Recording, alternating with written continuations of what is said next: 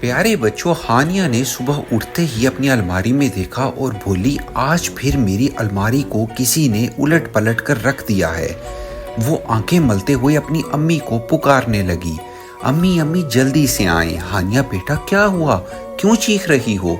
अम्मी जान मेरी अलमारी का हाल देखें क्या हुआ। अम्मी जान ने कहा, इसमें इतना चीखने की क्या बात है, नाश्ता करके ठीक कर लेना। लेकिन हानिया बोली, अम्मी जान ये कौन करता है, मेरी चॉकलेट्स और चिप्स भी गायब हैं जो मैंने छुपा कर रखी थी।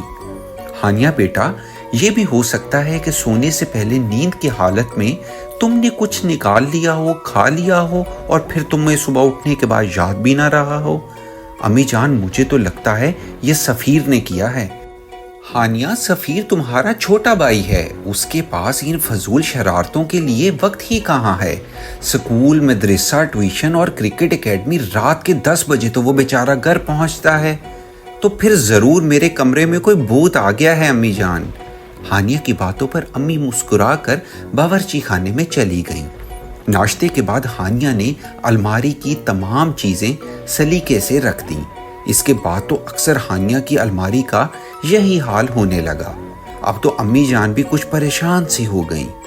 हानिया ने रोती सूरत बनाकर कहा, अम्मी मुझे तो लगता है इस अलमारी में ज़रूर कोई भूत है, आप मुझे दूसरी अलमारी लेकर दें, ये मेरी सारी चॉकलेट्स खा जाता है।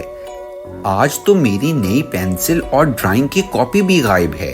हानिया की अम्मी ने कुछ सोचकर इस भूत को पकड़ने की ठान ली। सफीर 10 बजे घर में दाखिल हुआ तो अम्मी ने कहा, सफीर बेटे खाना गर्म कर रही हूँ, जल्दी से मुंह धोकर आ जाओ। हानिया आपी ने आज खाना जल्दी खा लिया है और वो अपने कमरे में जाकर सो रही हैं। सफीर अच्छा कहते हुए अपने कमरे में चला गया। खाने के थोड़ी देर बाद वो चुपके से हानिया के कमरे में दाखिल हुआ। हानिया गहरी नींद सो रही थी।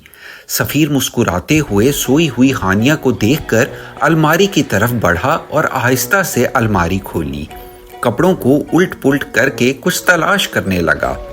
साथ ही मुंह में कहता जा रहा था, आपी की बच्ची सारी चीजें खा ली, कुछ भी नहीं रखा। फिर मुस्कुराया, हाँ मिल गया, वाह मजेदार निम्को। उसने जल्दी से पैकेट को जेब में डाला।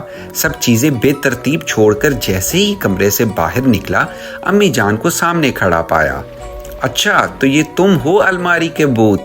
सफीर, कितनी बुरी बात है, मैंने तुम्हें इतना मसरूफ रखा है ताकि बुरी सोहबत से बचे रहो, लेकिन तुम बहन को तंग करने से बाज नहीं आते। सफीर ने शर्मिंदा होते हुए कहा, माफ कर दें अम्मी जान, मैं आइंदा नहीं करूँगा। मैं हानिया आपी से भी माफ़ी मांग लूँगा।